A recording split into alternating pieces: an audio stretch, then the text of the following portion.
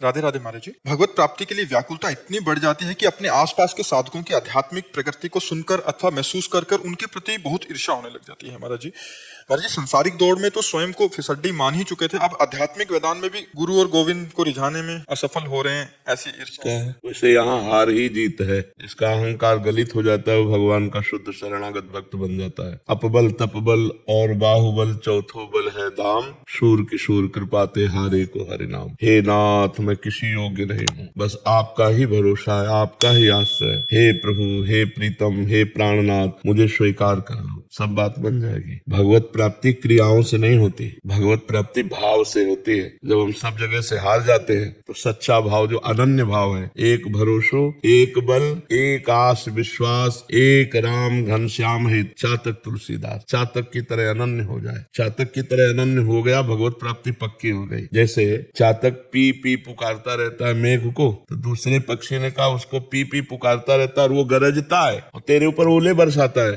वो तुझे प्यार नहीं करता। तो चातक ने कहा अभी प्यार किया ही नहीं, तुम इसलिए जानते नहीं। वो जब गरजता है तो लगता है मेरा प्रीतम मुझे उत्तर दे रहा है, और जब ओले बरसते हैं तो लगता है मेरा प्रीतम मुझे आलिंगन कर रहा है, और जब वो मुझे जल नहीं देता तो मुझे और प्यार। चातक की तरह अपने प्रीतम में दोष न देखते हुए उनके द्वारा दी हुई यथालाभ संतोष सदा काहू सो कछ न चाहूंगो, और खूब भगवान के आश्रित हो जाए तो नाम जप में रुचि बढ़ जाएगी और भगवत प्राप्ति हो जाएगी। अच्छा, हम दूसरे साधकों को देखें क्यों? हमको तो अपने को देखना है। भगवान का भजन वो अच्छे से कर रहे हैं, भगवान की उनके ऊपर कृपा है, अच्छी बात है। तो हमारे ऊपर भी तो भगवान की कृपा है। क्या भगवान किसी संख्या वाले से मिलते हैं? क्या भगवान किसी तपस्वी से मिलते हैं? सबरी मैया की कौन सी संख्या थी, कौन सी तपस्या थी? दंडकारण्य में एक से एक महान तपस्वी थे, भगवान किसी के पास नहीं गए। भाव में डूबी हुई सबरी जी के पास, भाव में डूबी हुई विदुरानी जी के छिलके पाए, भाव में डूबे हुए अपने को अकिंचन मानने वाले सुदामा जी के तंदुर छीन कर पाए। भगवत प्राप्ति किसी क्रिया से नहीं होती, भगवत प्राप्ति भगवान के आश्रय से होती, और वो आश्रय सब कोई ले सकता है। और भगवान का नाम जब कोई भी कर सकता है, पुरुष नपुंसक नारी वा जीव चराचर कोई सर्व भाव तजी, भगवान करे अन्य सब भावों का त्याग। और जो मुझे भजन करता है परम प्रिय सोई। कपट छल अभिमान ये सब भगवान के महाराज जी, दूसरों से ईर्ष्या होती है, दूसरे साधकों से। नहीं, ईर्ष्या क्यों का? हम दूसरों को प्रणाम करें, ये तो गलत है सिद्धांत। दूसरे जब भजन ज्यादा करे तो उनकी चरण रज लेके माथे पे लगाए कि आपकी कृपा हो जाए, हमको भी भगवान का ऐसा भजन मिले। हम ईर्ष्या क्यों करें? ये कोई संसारिक थोड़ी है कि मतलब सौतिया डाह हमें पैदा हो जाए कि हमारे प्रभु के 10 भगत हैं तो हम सर्वश्रेष्ठ बने। नहीं, ऐसे सब भक्तों की चरण धूलि माथे पे, इनकी कृपा से हमारा भी भजन बन जाए, भगवान हम पर कृपा करें। ये दैन्य मार्ग है ना। प्रणादपि सुनिचेन तरोरी सहिष्णुना अमानिना मान देना, ईर्ष्या थोड़ी करना है। अमानिना मान देना कीर्तनीया सदा हरि। अभी भक्ति के मार्ग को पहचाना नहीं, इसीलिए ये बात है कि संसार के मार्ग में फिसड्डी है। अगर भक्ति के मार्ग में फिसड्डी हो गई तो बहुत जल्दी भगवान मिल जाएंगे। क्या फिसड्डी कोई बनना नहीं चाहता? प्रणादपि सुनिचेन अमानिना मान देना, कहाँ भाव आता है? अपने को सबसे नीच मानने वाला भगवान को अत्यंत प्यारा होता है, तो आपने मान लिया फिसड्डी। अब ईर्ष्या मत करो, अपने को सबसे नीच मानो और नाम जप करो। भगवान देखो प्रतिदिन तुम्हें अध्यात्म की उन्नति देंगे। पर जी, फिसड्डी तो संसारिक दौड़ में माना था, तो वहां से हार के यहाँ आए, तो यहाँ भी फिर फिसड्डी। यहाँ तो फिसड्डी ही पास होता है और नहीं पास होता। जब द्रौपदी जी ने देखा हमारा कोई बल नहीं, तो भगवान का अवतार हो गया वस्त्रावतार। जब गजेंद्र फिसड्डी बोला कि हमारा कोई बल नहीं, तो हरि को पुकारा, तो भगवान हरि आकर के ग्राह से गए। यहाँ सही मार्ग पे हो, फिसड्डी अपने को असलियत में समझ लो तो गाड़ी पार हो जाए। हम जबान से फिसड्डी कहते हैं, अभी अहंकार बकाया है। नहीं तो फिर जब हम दैन्य हो गए, हम किसी योग्य नहीं, तो भगवान को यही तो चाहिए। महाराज जी, आपके चरणों में कोटि कोटि प्रणाम। महाराज जी, जीवन की सम और विषम परिस्थितियों में हमेशा ही प्रतिकूलता ही मिली है, जिससे मन बड़ा अशांत रहता है। नहीं, ऐसा नहीं कह सकते। इस प्रतिकूलता के साथ नाम जप आप ऐसा नहीं कह सकते कि हमें केवल प्रतिकूलता ही मिली। ऐसा कहने से सिद्धांत ही गलत हो जाता है, क्योंकि शुभ और अशुभ दोनों कर्मों से मिश्रित ये देह बनी है। केवल प्रतिकूलता नरक में मिलती है, केवल अनुकूलता स्वर्ग में मिलती है, अनुकूलता और प्रतिकूलता मृत्यु लोक में मिलती है, क्योंकि शुभ और अशुभ कर्मों से मिश्रित ये देह बना है। तो ऐसा आप नहीं कह सकते कि केवल प्रतिकूलता मिली। आप विचार करके देखिए, आपको अनुकूलता मिलती है ना, है ना? आप प्रतिकूलता को विशेष आदर दिए, इसलिए दिमाग में छा गई। और प्रतिकूलता और अनुकूलता ये दोनों बच्चा असत है। असत, इनका कोई महत्व नहीं है। चाहे जितनी प्रतिकूलता उन्नति हो जाए लौकिक, चाहे जितनी प्रतिकूलता हो जाए, इनका कोई ना सतो विद्यते भावो ना भाव विद्यते सता। इस असत की सत्ता ही नहीं, इसलिए मात्रा स्पर्शास्त्र कौनते शीतोष्ण सुख दुखदा आगमा पैनो अनित्यास तास तितिक्षस्व भारत। ये शीतोष्ण अर्थात सुख और दुख देने वाली अनुकूलता प्रतिकूलता को सह जाए सोई महात्मा, और टूट गया तो संसारी। सहना सीखो, और सहना सीखने के लिए विवेक की आवश्यकता है। कोई भी अनुकूलता हमारे को अनुकूल नहीं है, मैं आत्मा स्वरूप हूँ, और कोई भी प्रतिकूलता हमें छू नहीं सकती क्योंकि मैं भगवद अंश हूँ। अब इतना ज्ञान न होने पर शरीर धर्म में स्थित होकर थोड़ी अनुकूलता थोड़ी प्रतिकूलता हमको हर्षित और शोकित कर देती। इसीलिए अध्यात्म की जरूरत है। बिना अध्यात्म बिना इन द्वंद्वों पर विजय प्राप्त नहीं की जा सकती। अब बताइए आप क्या कहना चाहते हैं? क्योंकि कृपया इस प्रतिकूलता के साथ नाम जप में मन कैसे लगाएं, कृपया मार्गदर्शन। प्रतिकूलता में तो और नाम जप होता है, पता नहीं आपको कैसे कहते हैं। प्रतिकूलता में नाम जप में मन अशांत हो जाता है तो शांति जहाँ मिलती है उधर भागा जाता है ना। फिर मान लो हम घर के बाहर खेल रहे हैं, हमें कोई पीटने लगे तो हम घर के अंदर भागेंगे ना, माँ के पास जाएंगे ना, या पिता के पास जाएंगे ना। तो प्रतिकूलता मुझे जला रही है, मैं भगवान के पास जाऊंगा जिनके चरणारविंद परम शीतल परम आनंद प्रदान करने वाले। तो अशांत मन को शांत करने के लिए भगवान के नाम का आश्रय लेते हैं, भगवान के चरणों का आश्रय लेते हैं। भयभीत होकर के जब हम भगवान के शरण में जाते हैं तो निर्भय पद प्राप्त हो जाता है। जो सभी तावा शरणाई रखे होता है प्राण की नाई। तो हमें तो लगता ही नहीं कि प्रतिकूलता में भजन छूट जाता है। सही बात तो हमने जीवन में अनुभव किया है कि प्रतिकूलता में बड़ा गाढ़ भजन होता है। अनुकूलता में तो भूलने के चांस रहते हैं, लेकिन प्रतिकूलता में भगवान को भूलने ऐसे चांस ही नहीं रहते। इसलिए धन्य है उनका जीवन जिनको पग पग पर दुख और प्रतिकूलता मिल रही है और भगवान की तरफ बढ़ते चले जा रहे हैं। धिक्कार है वो जीवन जो अनुकूलता मिली और भगवान को भूलकर विषयों में रमण कर रहे हैं, पूरे जीवन को व्यर्थ कर रहे हैं। इसलिए विवेकवान बनो, तो निकल सकते हो नहीं। यही तो माया है, यही द्वंद्व तो माया है, यही विकार तो माया। इसी में तो सारा चराचर जीव फंसा हुआ है। भगवान का आश्रय लेकर खूब सत्संग सुनो, नाम जप करो, पवित्र भोजन पाओ, तभी बुद्धि शुद्ध होगी। कोई नशा तो नहीं करते? मांस आदि, हाँ बहुत बढ़िया, तभी आए हो, प्रश्न कर रहे हो। तो अभी तो आपके पास कौन सी प्रतिकूलता? आपकी जेब में, आपके दिमाग में, आपके पास है कुछ प्रतिकूलता? पत्नी से प्रतिकूलता मिलती है। हम कह रहे कितना प्रतिकूल होगी, कितना प्रतिकूल। अगर हम धर्म और सत्य से और प्यार से चलेंगे तो पशु को बस में कर लेते हैं। देखो लोग सिंह पालते हैं ना, खा जाए सिंह और गले में लिपटते हैं, क्यों? कि उसको प्यार दिया। तो प्यार पशु भी जानता है। मुझे तो नहीं लगता कि ऐसा कोई हो कि प्यार और प्रतिकूलता। अगर हम अपने नियम, अपने संयम, अपने धर्म और प्यार में हैं, हम क्यों अनुकूलता उससे मांगे? हम उसको अनुकूलता देंगे। हम पति है, अनुकूलता देंगे। अपने आप अनुकूल ना हो जाए तो बताना। अनुकूलता की मांग ही प्रतिकूलता पैदा कर देती है। तू पत्नी है, तेरा कर्तव्य ये है, ये मांग ही तुम्हें परेशान कर देगी।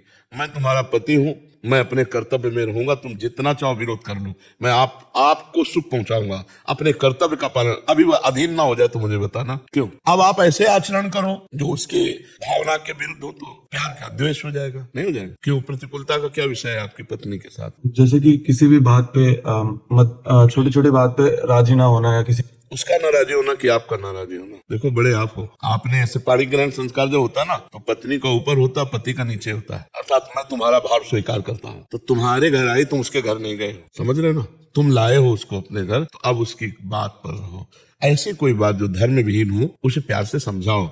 अभी नहीं समझ पा रही, थोड़ी देर बाद फिर समझा दो, फिर समझा दो। नहीं समझ रही तो कल समझ जाएगी, परसों समझ जाएगी। प्यार में बहुत दम है। हम इतना आपसे कहेंगे, आप गलत ना हो और आपका प्यार सच्चा हो तो एक दिन पत्नी अधीन हो जाएगी, क्योंकि उसके दिल है, उसके हृदय है। अब बहुत ही कोई व्यभिचारिणी हो तो बात हम अलग कहते हैं, नहीं तो ऐसा नहीं है। छोटी छोटी बातों में हमको झुकना पड़ेगा क्योंकि हम उसको लाए हैं, हमने पाणी ग्रहण किया है, पति शब्द हमारे लिए है। तो आपको फिर अनुकूलता देनी पड़ेगी, आपको उसकी कामनाओं की पूर्ति करनी पड़ेगी। वो आपकी शरण में है, वो आपके पास। हाँ, कुछ ऐसे आचरण है, अब जैसे पर पुरुष से व्यभिचार, अब इसमें हम सलाह नहीं देंगे। इसकी बात फिर वो कड़वे वचन बोलती है, वो आपके लिए बहुत कड़वा, लेकिन वो आपको पति मानती है। अब हर तरह से उसकी अनुकूलता में आ जाइए। अगर वो परपति गति करने वाली, तो फिर हम इस पर, हमारे धर्म नहीं कहता, हम इस पर फिर हट जाएंगे। फिर जैसा व्यवहार हो वैसा आप चाहो करो, चाहे तलाक दे दो, चाहे जैसे रहो।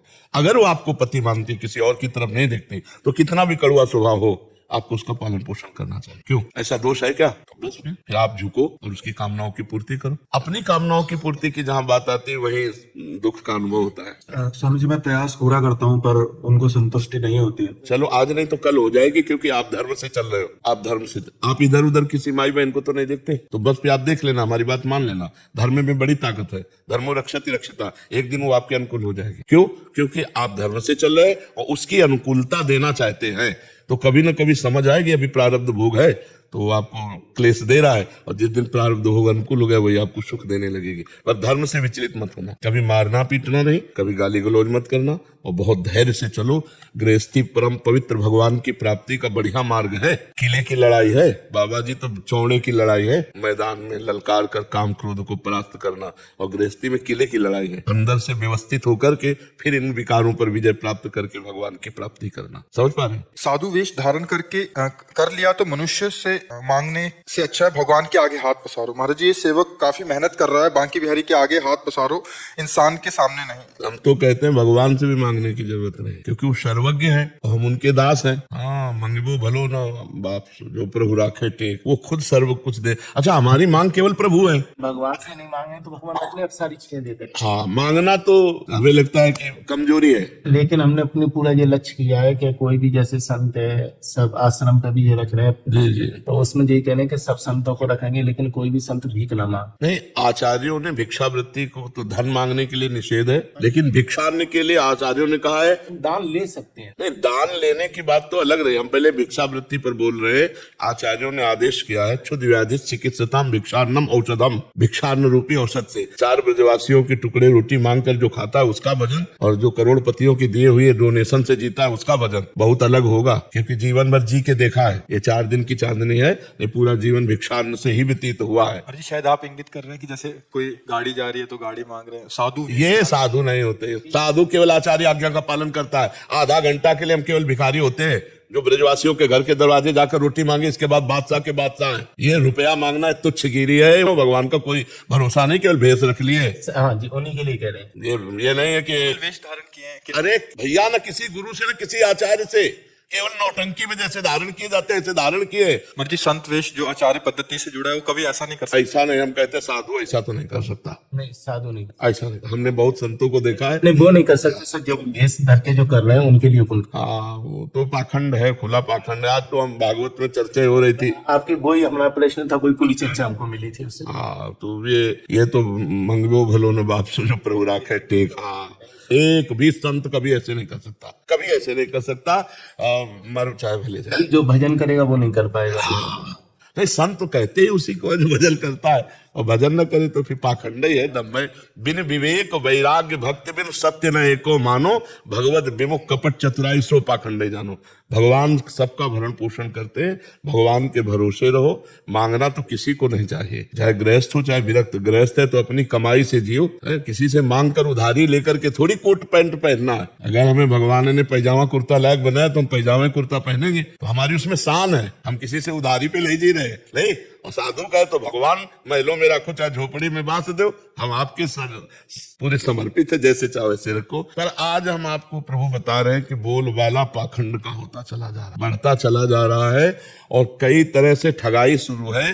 भगवान का वेश और आचरण भगवान के विरुद्ध, बड़ा विचित्र खेल। कलयुग का ऐसा प्रभाव है कि ये आप देख ले जाके असली हीरा और सोने की दुकानों में भीड़ नहीं मिलेगी, डुप्लीकेट वालों में बहुत भीड़ मिलेगी। नहीं, तो भगवान का ऐसा कुछ लीला विलास है कि आज जैसे पढ़ रहे थे भागवत में था ना, सच्चे संतों का मिलना मात संगस्त दुर्लभ, वो बड़ा दुर्लभ है। जहाँ पैसा की मांग है वहाँ अध्यात्म नहीं है, और जहाँ अध्यात्म है वहाँ पैसा की मांग नहीं होगी, ये पक्की बात। अगर भगवान पे भरोसा है तो अन मांगे आगे आवेगो, जो पल लागे पल को। जैसे पलक अपने आप लग जाती है, ऐसे बिना मांगे आपको सब प्राप्त। अच्छा, दुख कौन चाहता है? सबको दुख मिलता है ना बिना मांगे, ऐसे सुख भी बिना मांगे मिल जाएगा। आप धर्म से चलो, भगवान का चिंतन करो, और जो मेहनत करके कमा के खाता है वो बहुत अच्छा है, उसका जीवन बड़ा आसान। ये जो ज्यादा शॉर्टकट से धनी बनना चाहते हैं ना, ये फिर बहुत जल्दी पतन भी हो जाता है। वो हमें लगता है कि भगवान का भक्त चाहे विरक्त हो चाहे गृहस्थ हो, वो मांगेगा नहीं। भरोसा भगवान का और धर्म से चलता है। एक से एक महाभागवत गृहस्थी में भी हुए हैं, कभी मांगा नहीं। नरसिंह मेहता जी आते, एक से एक बड़े भक्त गृहस्थ भक्त हुए और बड़ी ऊंचाई पे चढ़ गए हैं। भगवान के 52 बार साक्षात्कार किया नरसिंह मेहता जी ने, 50 और 2 52 बार भगवान सामने प्रकट हुए नरसिंह मेहता। एक बार दर्शन पाना मुश्किल है, 52 बार भगवत साक्षात्कार हुआ। अगर आपको यह वीडियो अच्छी लगी है तो वीडियो को लाइक करें, कमेंट करें और चैनल को सब्सक्राइब जरूर करें। और मैं आपको मिलता हूँ कल एक और नए वीडियो के साथ। राधे राधे।